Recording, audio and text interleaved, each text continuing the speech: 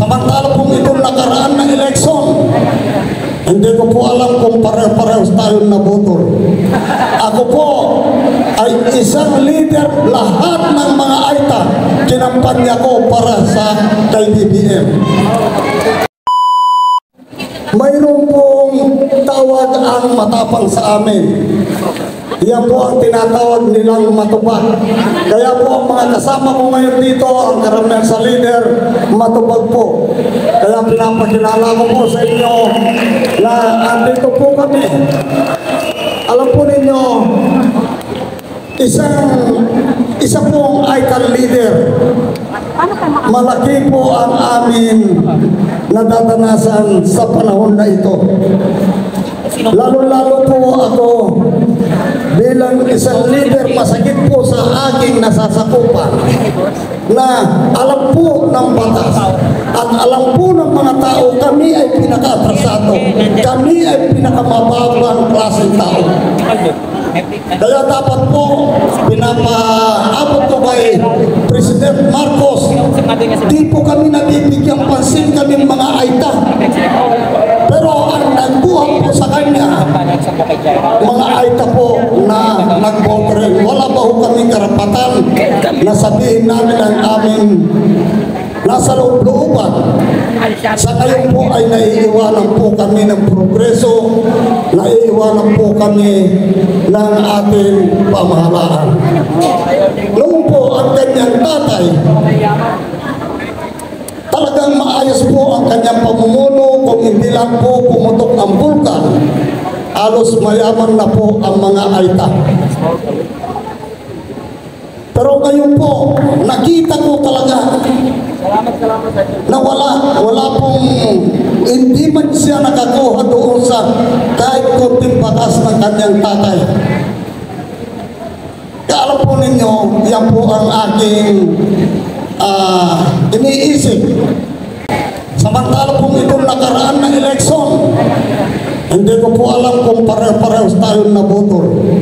Ako po ay isang leader, lahat ng mga AITA, kinampanya ko para sa kay BBM.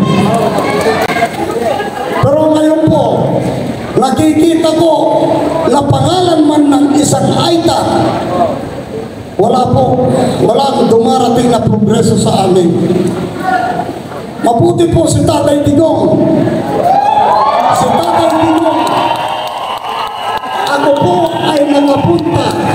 Ako po ay inimbitan niya sa kanyang opisina, kaya mamaya po mahintay natin siya. Ang aking pamumuno po hindi lang ngayon, panahon pa rin ni Tatay Digong o yung mga ibang presidente. Nakita ko po kay Tatay Digong, hindi po niya ako kinahiya na isang leader, inikot po niya ako doon sa PACC. Yung kanya pong mga bodyguard, dinala po ako. Inikot po ako sa buong PACC, pagkatapos inatid po ako sa upuan. Ganun po ang pagkilala ni Tatay Digong. Wala po siyang pinipili, na wala siyang tinatangi sa atin lahat. Kaya alam po ninyo, sabi ko, si Tatay Digong, dapat sana po kung hindi lang nalilipas yung posisyon, hindi lang po nalilipas yung mga term nila, dapat manatili si Tatay Digong kung maaari lang sana.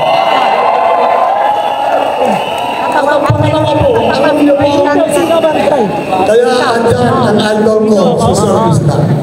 Ngayon pa lang po kami nagkita, pero idol ko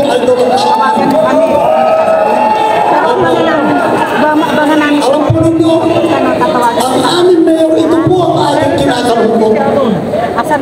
Ang aming mayor sa Bamban, na si Mayor Alice Go, hanggang po ngayon, ilalagay na namin to sa dinadaing ko sa taas. Pati yung bag mo? Pati po sa mga media, ang totoo po nito, ang media na si,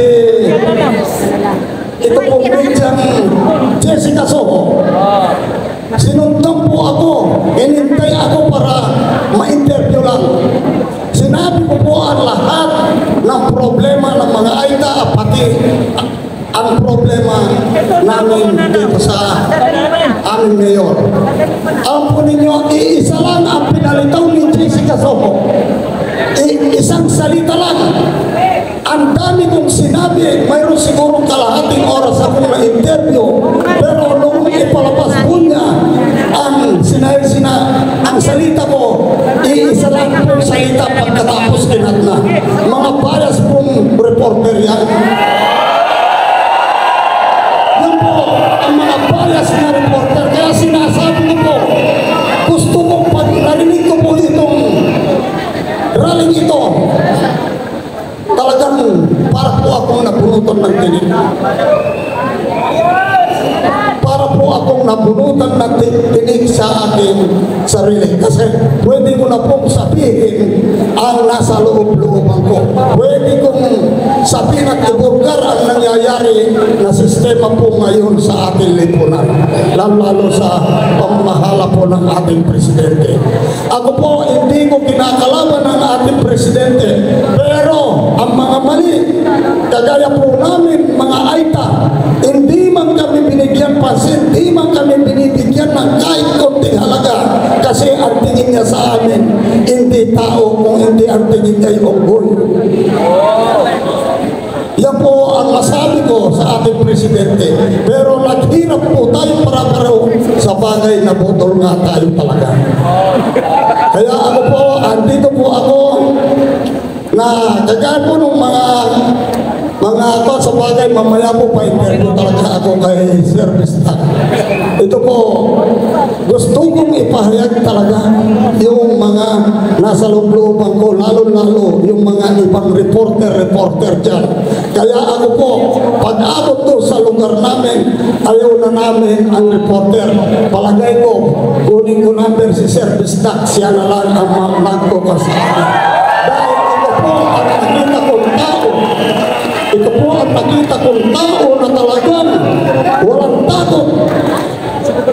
Pareho po tayo sa Bistak na hindi natatakot. Pag-abot po sa mali.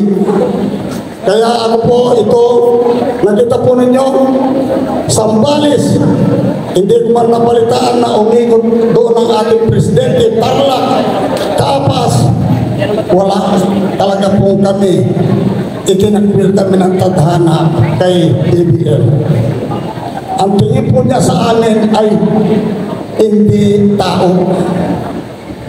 Pero po yung tatay niya talagang yun ang tao na kung hindi pumutok ang bulkan, mayaman po kami sa ginawa po ni Apong Marcos.